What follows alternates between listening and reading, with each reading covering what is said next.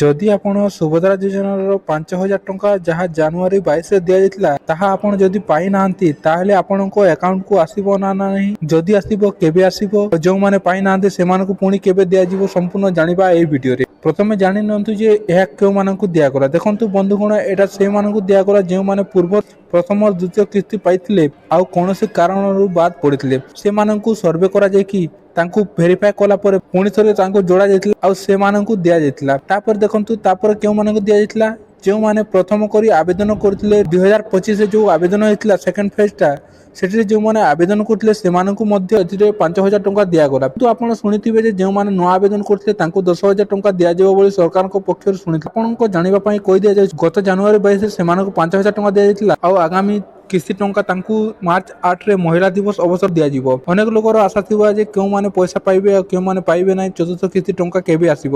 ବନ୍ଧୁଗଣ, ଚତୁର୍ଥ କିସ୍ତି ଟଙ୍କା ଆଗାମୀ ମାର୍ଚ୍ଚ 8 ତାରିଖ ମହିଳା ଦିବସରେ ମିଳିବ।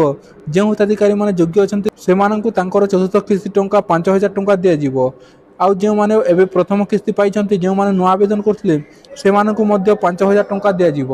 ଆଉ କୌଣସି କାରଣରୁ ଯଦି କେହି ଆବେଦନ କରିପାରିନଥିଲେ ତାହେଲେ ଏହି ଚତୁର୍ଥ କିସ୍ତି ଦେଲା ପରେ ପୁଣି ଥରେ ସାଇଟ୍ ଖୋଲିବ ଆଉ ଯେଉଁମାନେ ଆବେଦନ କରିପାରିନଥିଲେ କୌଣସି କାରଣରୁ ସେମାନେ ପୁଣି ଆବେଦନ କରିପାରିବେ ବୋଲି ସରକାରଙ୍କ ପକ୍ଷରୁ ସୂଚନା ଦିଆଯାଇଛି।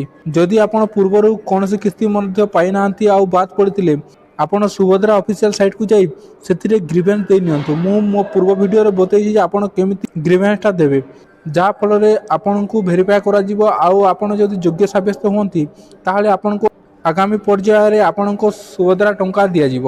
ଯେଉଁ ମହିଳାମାନେ ଏଥର ମଧ୍ୟ ବାଦ ପଡ଼ିଲେ ସେମାନଙ୍କୁ ପୁଣି ଥରେ ଅଙ୍ଗନବାଡ଼ି କର୍ମୀ ଆଉ ସରକାରୀ କର୍ମୀଙ୍କ ଦ୍ୱାରା ଡୋର ଟୁ ଡୋର ସର୍ଭେ କରାଯିବ ଆଉ ସେମାନେ ଯଦି ପୁଣି ଯୋଗ୍ୟ ସାବ୍ୟସ୍ତ ହୁଅନ୍ତି ସେମାନଙ୍କୁ ଆଗାମୀ କିସ୍ତିରେ 5,000 ଟଙ୍କା ଦିଆଯିବ।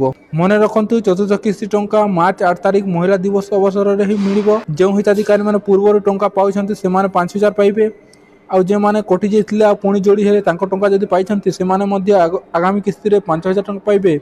ଏବଂ ଯେଉଁ ହିତାଧିକାରୀ ନୂଆ ଆବେଦନ କରିଥିଲେ ଆଉ ସେମାନେ ପ୍ରଥମ କିସ୍ତି ଏଇ ଜାନୁଆରୀ 22ରେ ପାଇଥିଲେ ସେମାନେ ମଧ୍ୟ ଆଗାମୀ ମାର୍ଚ୍ଚ 8 ତାରିଖରେ ମହିଳା ଦିବସ ଅବସରରେ ସେମାନେ ମଧ୍ୟ ପୁଣି ଥରେ 5,000 ଟଙ୍କା ପାଇବେ।